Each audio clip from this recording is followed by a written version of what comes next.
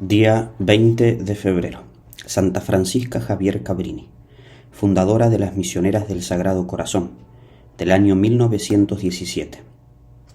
Fue la menor de una familia de 13 hijos.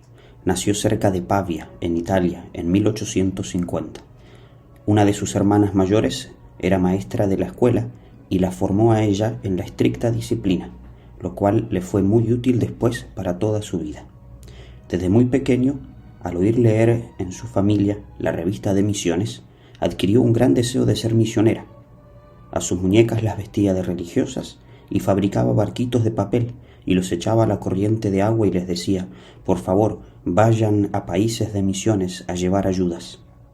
Para pagarle un poquito su deseo de irse de misionera, le dijeron que en tierras de misiones no había dulces ni caramelos.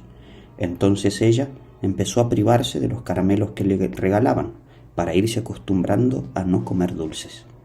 A los 18 años obtuvo el grado de profesora.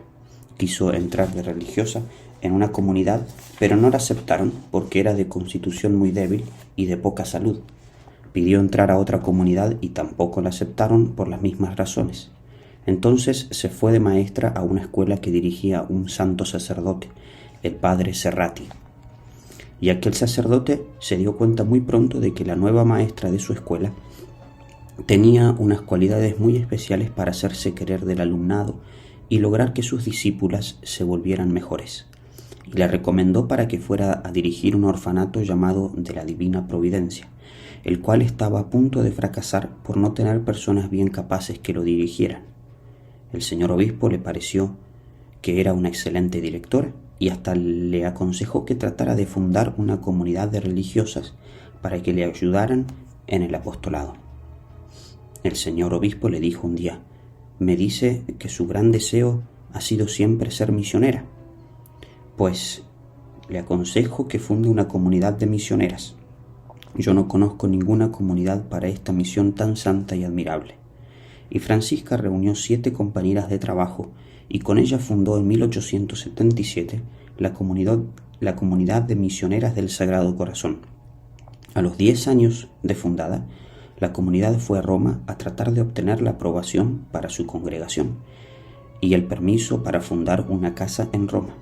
En la primera entrevista con el cardenal Parocchi, secretario del Estado, este le dijo que la comunidad estaba muy recién fundada y que todavía no se le podían conseguir semejantes permisos.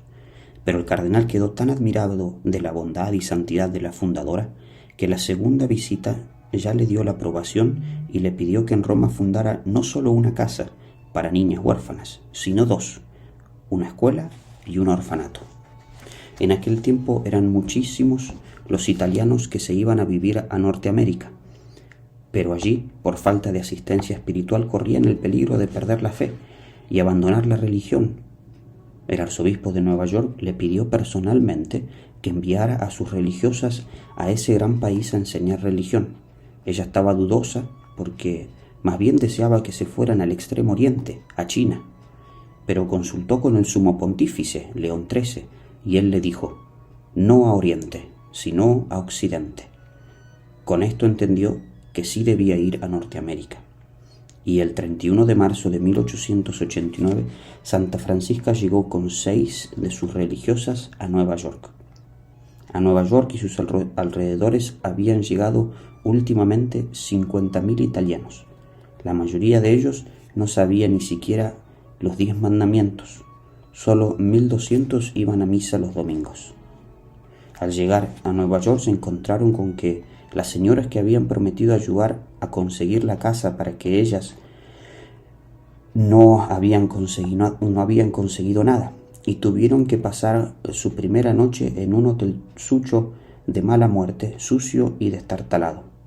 Y al presentarse al obispo, éste les dijo desanimado: no se les pudo conseguir casa, así que lo mejor que pueden hacer es volver a Italia. Pero la madre Francisca, que era valiente y tenía una gran fe, le respondió: no, señor obispo, el sumo pontífice nos envió para acá y acá nos vamos a quedar. El arzobispo se quedó admirado del valor de la monjita y del apoyo que le ofrecieron a ella desde Roma y le consiguió entonces alojamiento en una casa de religiosas. Y a los pocos meses ya la madre Cabrini había logrado conseguir una buena casa, buscando ayudas entre los bienhechores, y poco antes de un año ya pudo ir a Italia, llevando las 2 primeras novicias norteamericanas para su comunidad. De vuelta se trajo varias religiosas más y fundó su primer gran orfanato junto al río Hudson. La comunidad empezó a extenderse admirablemente en Italia y en América. La madre Cabrini, en penosos y largos viajes, fundó una casa en Nicaragua y otra en Nueva Orleans. En esta ciudad norteamericana los italianos vivían en condiciones infrahumanas, y la presencia de las misioneras fue de enorme provecho para estas pobres gentes. Las grandes obras que emprendió demuestran que Francisca Cabrini fue una mujer extraordinaria. Su inglés lo hablaba con un tonito italiano que le concedía una gracia especial, y que en cualquier parte de donde llegaba la señalaban como una extranjera. Pero ello no le impidió ser amada y estimada por toda clase de personas de los Estados Unidos, los que trataban con ella de asuntos económicos, y en gran escala muchas veces, se quedaban admirados de la capacidad tan impresionante que esta mujer tenía para salir adelante aún con las obras más difíciles. Era sumamente estricta. Como desde muy pequeñita le habían enseñado así a ser su hermana, que era maestra de escuela, algo que nunca pudo aceptar fue que la gente abandone la religión católica, que es la verdadera, para irse a formar parte de sectas protestantes que enseñaban tantos errores. Esto la hizo sufrir mucho, porque en Norteamérica los católicos eran una minoría y los protestantes, halagándolos con ofertas económicas, los hacían pasarse a sus sectas, y al par de años, como esas religiones quitan toda la devoción, se volvían unos verdaderos paganos sin más Dios que el dólar. Contra esto luchó ella lo más fuertemente que pudo durante toda su vida. Otro pecado contra el cual luchaba duramente era el concubinato, la unión libre, y hasta llegó a prohibir que en sus colegios recibieran a las hijas de los que públicamente vivían dando escándalo por su concubinato o su unión libre. Muchos la criticaban por esto, pero su conciencia no le permitía dejar en paz a los que hacían pública profesión de pecado. No aceptaba el vivir sirviendo al mismo tiempo a Dios y al demonio.